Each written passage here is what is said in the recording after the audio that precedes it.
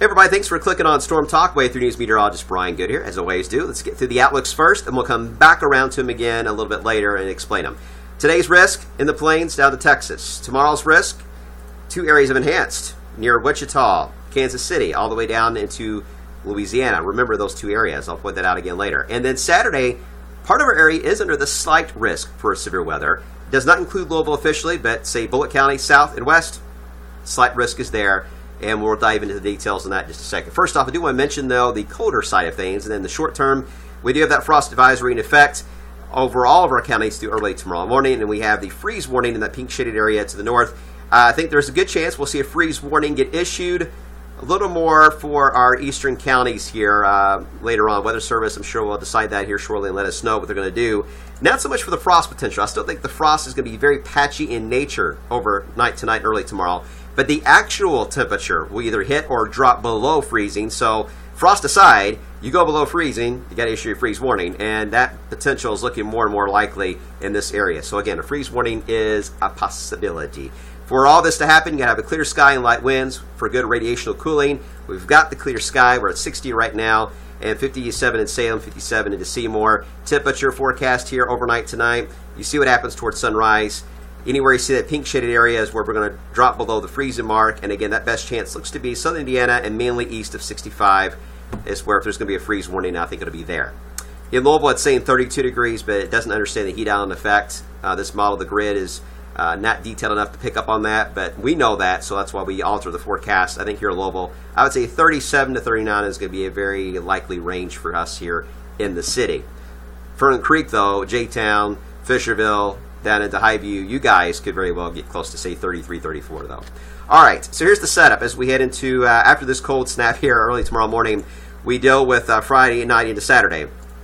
Area of low pressure developing already. You saw that 2 areas of enhanced I was showing you for Friday for severe weather. It's the northern feature, though, we're watching as a piece of energy. Low pressure really gets wound up and tracks basically from St. Louis to, say, Danville, Kentucky, or Lexington. But the angle that it travels, that path is still uncertain. And that's got to be answered because that path is going to be crucial on who's going to get the chance for either a cold rain or the chance for severe weather. And that likely will divide our viewing area. So the more north you are, the chances are in your favor you'll avoid any type of severe weather at all, just a cold, chilly rain. Not the best of news for Saturday, but at least you'll have to deal with the mess that our southern sections have a better risk at picking up, which would be the potential for strong winds, large hail potentially out of this, and even a few tornadoes cannot be ruled out. Louisville appears to be right in the middle of the 2 zones, and we could go either way. And that is the area we're most concerned about because we have so many events going on. It's opening night at Churchill Downs Saturday night, so we do not want the nasty weather. We had that hailstorm a few years ago that came through opening night at Churchill Downs. We don't want a repeat of that. I hate that we're right on the fence, but we are. So I have to urge caution here, guys. Again, this is just the potential for severe weather Saturday afternoon, Saturday night. Not a guarantee because the bust potential is quite high with this type of a setup being so fickle on the details. So having said all that, I'm going to break down 2 models, short-range models, to give you an idea of what they're seeing, and we'll look at the data. As we head into Friday, start with Friday afternoon, some high, thin cirrus clouds, not perfectly blue sky out there tomorrow, but a decent day, mid-60s. Friday night, could still see a spotty shower. I'll show you another model how it's picking up on that idea about happening Friday night. I know for the balloon glow, you guys may be worried about that. I still think the chance looks very small, though. After, though, midnight into Saturday morning, we begin to increase the moisture. It may struggle for a while because the lower levels are very dry like they are today. So we really got to get moisture thrown at us here to get raindrops to the ground. But that will likely happen Saturday morning. It's going to be a process. How quickly does it happen? Because the warm front's on the move. It's going to keep on moving at some point towards Cincinnati, and then it'll stop. But it is going to chug through the area at least the morning hours. That speed is still questionable. The quicker speed of the warm front, if it can get up here and park itself around Cincinnati, we may get lucky and open up the window here for the balloon race and the human race that'll take place for the marathons Saturday morning. It's a big if, because a slower moving warm front would mean that that rain band would be right over us. And so playing for both right now, the way it's looking. And here's where the models really begin to change things up. Now, as we head toward midday time frame, we start to get more of that south wind that picks up as we into the afternoon. And then look what happens at 4 o'clock. You can almost see the path of the low pressure here on the RPM, where it's taken that low. Across Illinois, it takes it right over just north of Lexington. Anywhere north of there, You see what happens. 50s at best. Chilly rain. Anywhere south of there, you got 70s, maybe even a few 80s. You're unstable. And look where Louisville is, right in the middle. Now, the good news about that is we may get warm, but if we can fall in the middle, we may be in more of a heavy rain zone versus severe weather. That's not good when it comes to flooding, I understand that, but we really don't want any severe weather, but there could be some decent rain bands on that path itself, and they're very narrow bands, so that's something we'll be watching. As we enter the evening hours, though, it is picking up the idea that mainly south of 64 is most at risk for pop-up showers and thunderstorms that are raced through quickly into East Kentucky and East Tennessee by mid to late evening on Saturday. All right, now here's the NAM model, another short range. Again, starting with Friday afternoon, some high thin cirrus. We get into the 60s.